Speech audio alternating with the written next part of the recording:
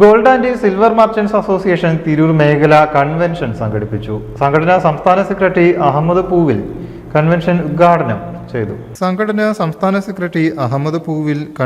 ഉദ്ഘാടനം ചെയ്തു. ഏത് എക്സിബിഷനും നമ്മൾ പങ്കെടുത്താലേ നമ്മുടെ മനസ്സിൽ നമ്മുടെ ഓരോ പുതിയ ആശയങ്ങൾ രൂപപ്പെടുത്തിയെടുക്കാൻ പറ്റുള്ളൂ. എക്സിബിഷൻ എന്നുകൊണ്ട് ഉദ്ദേശിക്കുന്നത് തന്നെ പ്രദർശനങ്ങളാണ്. ഈ പ്രദർശനങ്ങളിൽ നമ്മൾക്കറിയാത്ത ഒരുപാട് മെറ്റീരിയൽസും അതേപോലെ തന്നെ മിഷനറീസും ഇൻട്രൊഡക്ഷൻ ഉണ്ടാവും. പുതിയ പുതിയ മിഷനറീസ് എവിടെ ആദ്യം ഇൻവെന്റ് ചെയ്തിട്ടുണ്ടെന്നുണ്ടെങ്കിൽ അത് പ്രദർശനത്തിലൂടെയാണ് ജനങ്ങളിലേക്ക് എത്തിക്കല്.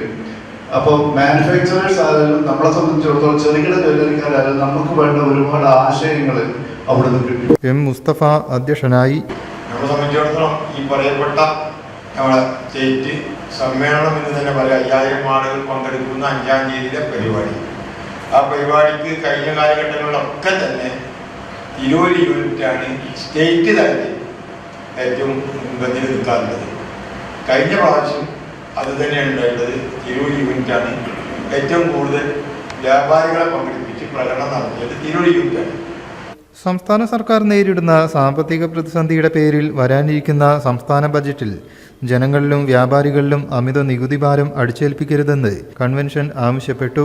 5 ലക്ഷത്തോളം കുടുംബങ്ങളുടെ ആശ്രയവും ലക്ഷക്കണക്കിന് ആളുകൾക്ക് തൊഴിലും നൽകുന്ന സ്വർണ്ണ വ്യാപാര മേഖലയെ പ്രോത്സാഹിപ്പിക്കുന്ന നടപടികൾ ബജറ്റിൽ ഉൾപ്പെടുത്തണം. സ്വർണ്ണ വ്യാപാരികൾക്ക് ഏറെ ബുദ്ധിമുട്ടുണ്ടാക്കുന്ന വാറ്റ് കുടിശ്ശിക പൂർണ്ണമായും എഴുതിത്തള്ളാൻ സർക്കാർ തയ്യാറാവണമെന്നും യോഗം ആവശ്യപ്പെട്ടു. സ്വർണ്ണരംഗത്തെ കള്ളക്കടത്തും സമാന്തര മേഖലയെയും അമർച്ച ചെയ്യാൻ അധികൃതർ ഒരു നടപടിയും സ്വീകരിക്കുന്നില്ല. GST രജിസ്ട്രേഷൻ എടുത്ത സ്വർണ്ണ വ്യാപാരികൾ എല്ലാ നിയമങ്ങളും പാലിച്ചാണ് മുന്നോട്ടു പോകുന്നതെന്നും അംഗങ്ങൾ പറഞ്ഞു. അബ്ദുൾ അസീസ് വെള്ളത്തൂർ, M ജയപ്രകാശ്, സിദ്ദീഖ് വൈലത്തൂർ, ഹൈനസ് ബാവ, എലൈറ്റ് രവി, CP ഖാലിദ് കുട്ടി, നൌഫൽ ഖത്തർ, ദാമോദരൻ എന്നിവർ സംസാരിച്ചു.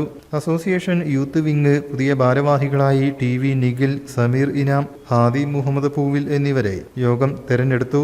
News bureau, Tirur.